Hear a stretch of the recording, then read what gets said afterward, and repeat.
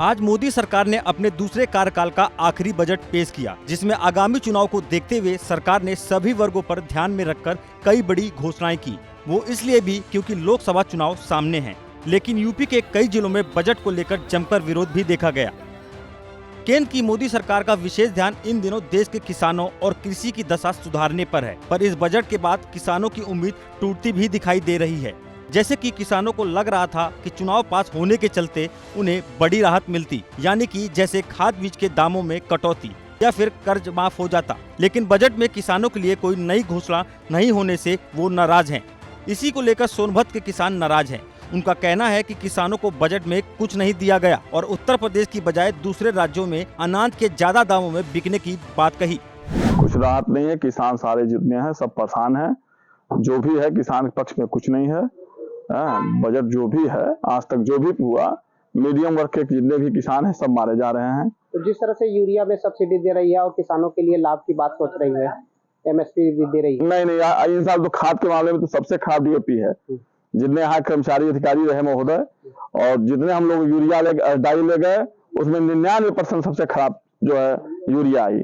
आज तक यूरिया खेत में पड़ी हुई है, जो डाई जो कि अभी आज तक गली नहीं। जो एमएसपी जैसे और जगह जो है धान जो है छत्तीसगढ़ में एमपी की सरकार जो है वहाँ की धानें जो है अधिक मात्रा में खरीद रही है और मानक के अनुसार खरीद ली, लेकिन माना जा रहा है कि नहीं भैया वहाँ की मानक ये है।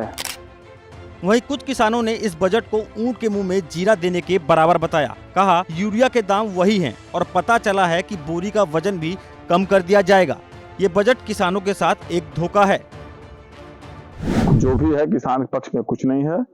बजट जो भी है आज तक जो भी हुआ, मीडियम वर्ग के जितने भी किसान हैं सब मारे जा रहे हैं। तो जिस तरह से यूरिया में सब्सिडी दे रही है और किसानों के लिए लाभ की बात सोच रही है, एमएसपी भी दे रही है। नहीं, इन साल तो खाद के मामले में तो सबसे खराब डीएपी है।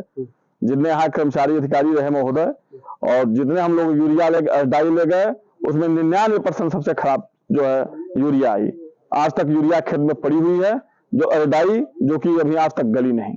तो इस सब्सिडी की बात है, जो किसानों की राहत की बात है, उनके गल्ले खरीद की बात है, धान हो। नहीं, धान तो खरीद हुई, धान में कोई दिक्कत नहीं है।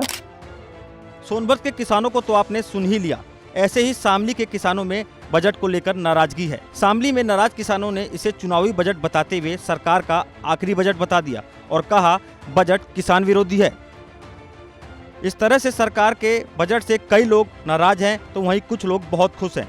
लेकिन सरकार ने तो बजट के जरिए सभी वर्ग को खुश करने की कोशिश की है, क्योंकि ऐसा न करने से आगामी चुनाव में सरकार की परेशानी बढ़ सकती थी।